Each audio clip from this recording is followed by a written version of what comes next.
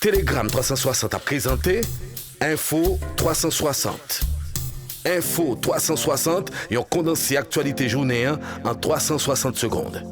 Tout ça doit connaître sur ce qui passe dans le pays d'Haïti à l'autre côté, Info 360.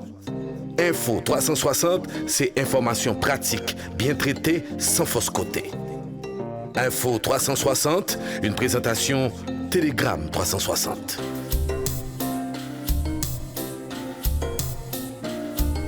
Nouvelle semaine et Telegram 360 se fait un plaisir de vous tenir bien informés. Bonsoir à tous. Bienvenue à Info 360. Dossier de corruption au CNE, le juge Al Duniel Dimanche a ordonné l'arrestation de l'ancien député Cholze Chancy.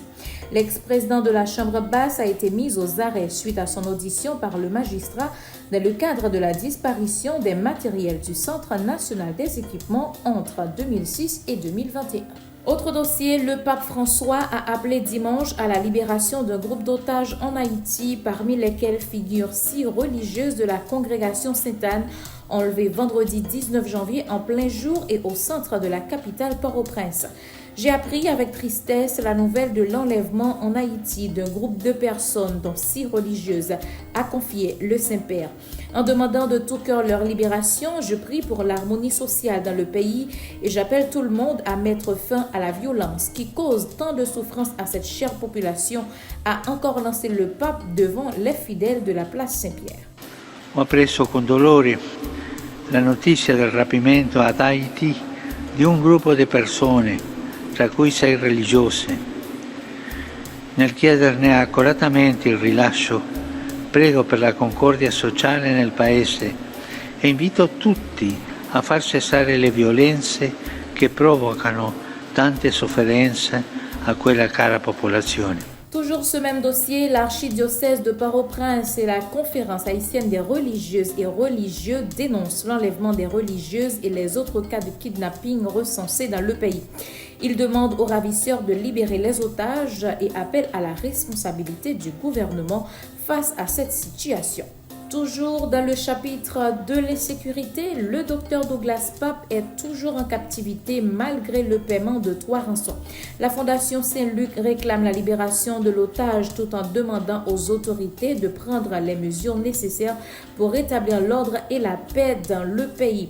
Des employés des centres Gesquio ont organisé plusieurs manifestations en guise de protestation.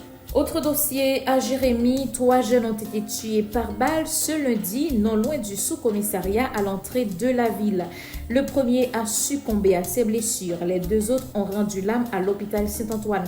Plusieurs personnes ont été grièvement blessées. Selon les témoins, ces actes ont été perpétrés par des individus armés et cagoulés circulant à bord d'une voiture. Ils ont ouvert le feu sur des manifestants qui tentaient de remobiliser une foule qui allait gagner les rues contre le pouvoir en place. Les activités sont quasiment paralysées ce lundi à Miragouane. Très peu de véhicules ont été remarqués dans les rues. Les portes des établissements scolaires publics et privés sont restées fermées. Même constat pour les banques commerciales. Des barricades ont été constatées à la route coloniale, notamment devant les barrières principales des lycées de la ville. Et puis à Ouanamètre, des protestataires ont gagné les rues ce lundi 22 janvier 2024 pour réclamer la démission du gouvernement que dirige le docteur Ariel Henry. Les manifestants ont lancé des pierres et des bouteilles en direction des banques et certaines entreprises de la place et avaient même menacé de les incendier. En réaction, les responsables ont été contraints de fermer leurs portes.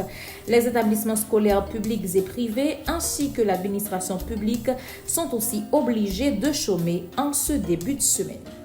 Autre sujet, la commune de Carrefour a connu un week-end de tension. Des tirs sporadiques ont été entendus. Ces détonations d'armes automatiques ont contribué à paralyser les activités au niveau de la commune. Des échanges de tirs entre les forces de l'ordre et des bandits qui tentent d'imposer leurs tentacules seraient à l'origine de cette situation de panique. Les Carrefourois demandent aux autorités d'assumer leurs responsabilités afin que Carrefour ne devienne pas un territoire perdu. Arrestation le 17 janvier 2024 de Wagler Luc, 25 ans, pour avoir violé une fillette de 3 ans à Dame-Marie dans le département de la Grand'Anse. Les médecins ont dû réaliser une intervention chirurgicale au niveau de l'abdomen de la fillette pour lui permettre d'uriner selon l'organisation Initiative départementale contre la traite et le trafic des enfants. La marraine de la victime, qui est également concubine de l'agresseur, a été arrêtée pour complicité. Info 360. Et sur le plan international, le gouverneur de Floride, Ron DeSantis, abandonne la course à la présidentielle et endosse Donald Trump. Salué pendant une bonne partie de l'année dernière comme une étoile montante du Parti républicain, Ron DeSantis met fin à sa campagne présidentielle après avoir échoué à dépasser son rival Donald Trump dans les sondages ou lors du vote anticipé de l'élection de 2024. DeSantis a fait son annonce dans une vidéo de 4 minutes et demie publiée sur X, autrefois Twitter, dimanche 21 janvier 2024, moins de 48 heures avant le vote à la primaire du New Hampshire, le deuxième État à tenir ce scrutin dans le cadre de la course à l'investiture.